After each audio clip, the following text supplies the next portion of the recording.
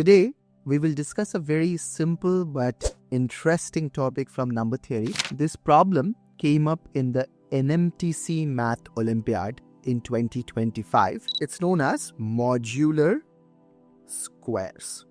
Structure of numbers essentially comes from something called division algorithm. What is division algorithm?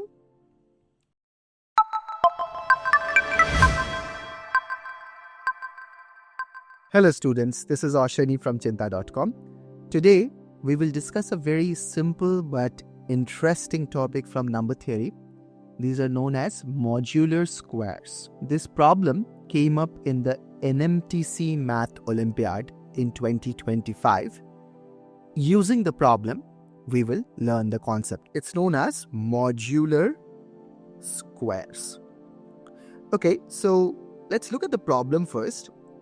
It's given that a natural number when divided by 11 produces remainder 4. When that number is squared and then that square number is divided by 11, then what is the remainder? This is a relatively easy concept. If you have seen number theory in the past, then this should be very easy for you.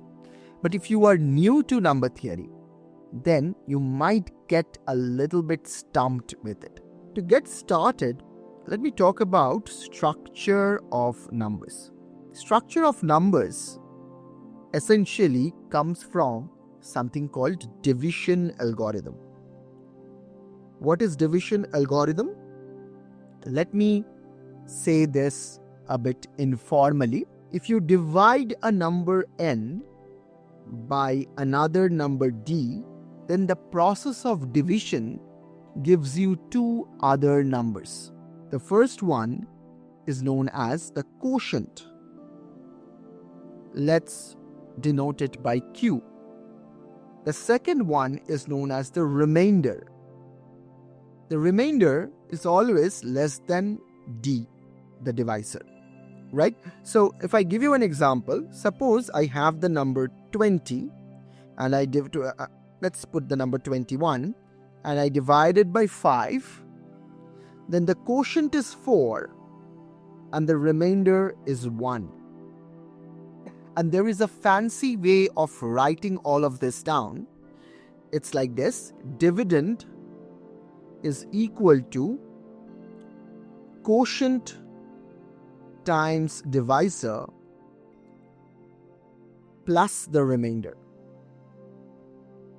And you can easily see this. In this case, the dividend was 21. I divided it by 5. The quotient was 4.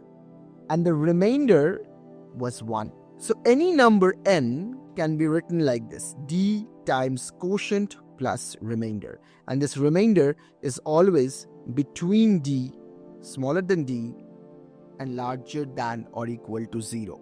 If the remainder is 0, then we say that the number is divisible by d. Okay, so now we want to think about 11. What are the possible remainders when you divide any number by 11? We know that the remainder is smaller than the divisor, so smaller than 11. So the possibilities are 0, 1, 2, up to 10. These are the possible remainders when you divide any number by 11. So let's say a number is divided by 11 and the remainder is 4 as given in the problem. There will be some quotient Q, and using the previous formula, we can write the number n as Q times the divisor, in this case 11, plus 4. This is known as the structure of the number n with respect to 11. N is equals to 11q plus 4. The one good thing about this, and this is where the subject of algebra started. What is algebra? Algebra is about form of things, form of numbers, form of arithmetic results. Suppose if I say that any number that is divided by 11, maybe I can say it like this. Okay, let me give you another example. If you have, let's say, 5 and 4, and if you square them, square 5, you get 25. You square 4, you get 16. You take the subtraction of them and you get 9. This is the first arithmetic operation. Simultaneously, you do something else. What you do is, you add 5 and 4, you subtract 5 and 4, and you multiply them. This also gives you 9. And you notice that the process 1, the first process that you got, and the process 2, the second process, both of them produce the same result. So far, you were doing arithmetic. You were calculating with specific numbers. But now you have observed a form, a structure that is obeyed by all numbers. You have not proved it. You are still guessing that it would work. And what is that structure? The pattern that you recognized? The form that you recognized? Well, it's like this. It can be expressed like this. This is a very well-known algebraic identity.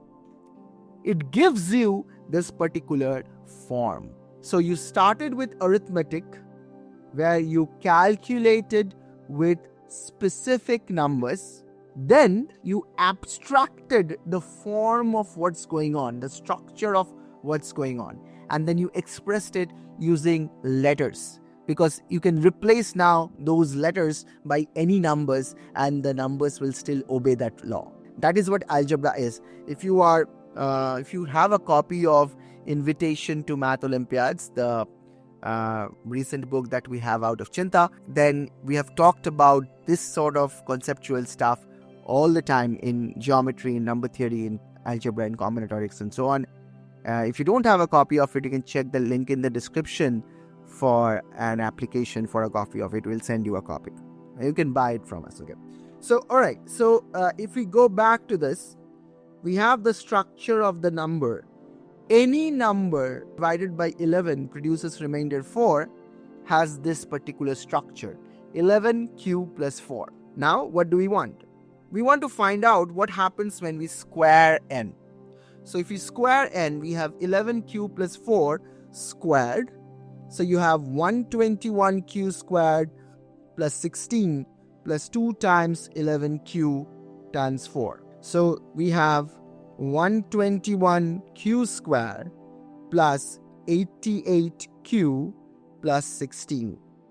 The question is, what happens when I divide this by 11? What remainder do I get? Good news is you can write if 16 as 11 plus 5.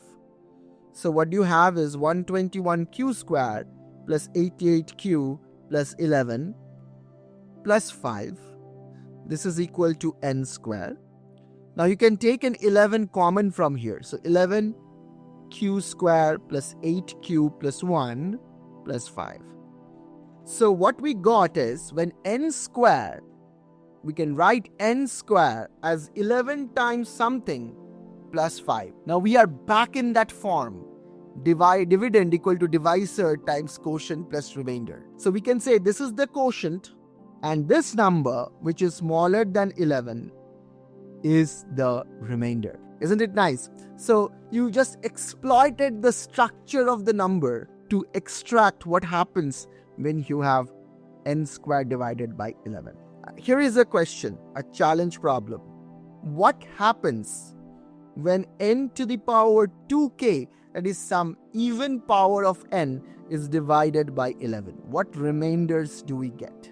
What happens when the same thing is done with n to the power 3k?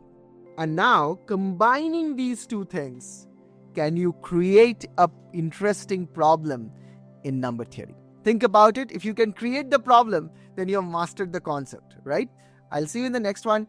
Keep on doing great mathematics. If you're interested in mathematical Olympiads, research, physics Olympiad, or leadership programs, then just check the link in the description. Thank you for joining in today. I'll see you in the next one. Bye.